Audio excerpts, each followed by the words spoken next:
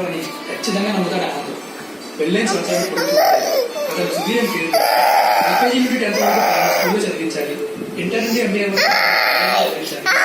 Influences పలానా జిల్లా నుంచి పిల్లల్ని చూసి పెళ్లి చేసి పిల్లాడు పుడితే వాడి షెడ్యూల్ అని పేరు రాసుకొని అన్ని చేశారు. ఇక పెళ్లి 2వ సంవత్సరం ఆనందం 2వ కొడుకుగా సంతోష్ పుట్టాడు. రాసుకొని అలాగే చదివించి డాక్టర్ చేసి పెళ్లి చేసి పిల్లాడో పుడితే తన డైరీలో రాసుకున్న పేరు పెడదామని ఎదురు చూస్తున్నాడు. చివరిగా 3వ సంవత్సరం అమరావతి 3వ కాన్పులో లక్షణమైన ఆడపిల్లని కని ఆనందరావు చేతిలో పెడితే పాల సముద్రం తిరిగి ఉపయోగించిన లక్ష్మీదేవిగా కలిసి మురిసిపోయి ఆమెకు లక్ష్మీ ఆనంద్ అని పేరు పెట్టాడు ఆనందం.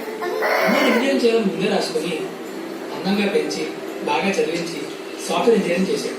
స్టార్టింగ్ శాలరీ 20,000 రావాలని రాసుకున్నాడు. కానీ 10,000 వస్తే రిజెక్ట్ చేశాడు. 20,000 వస్తే రిజెక్ట్ చేశాడు.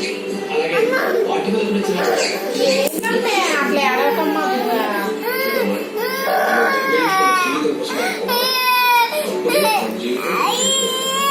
ఆఫర్ ఎక్కువ వస్తుంది కదా.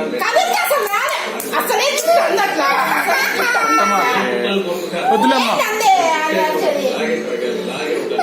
కదలమాకు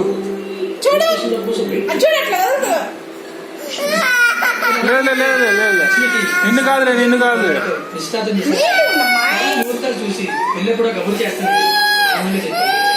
లేదు చూడు చూసారు ఇంట్లో అందరూ కూర్చొని మాట్లాడుతుంటే అదే నిశ్శబ్దంగా ఉంటే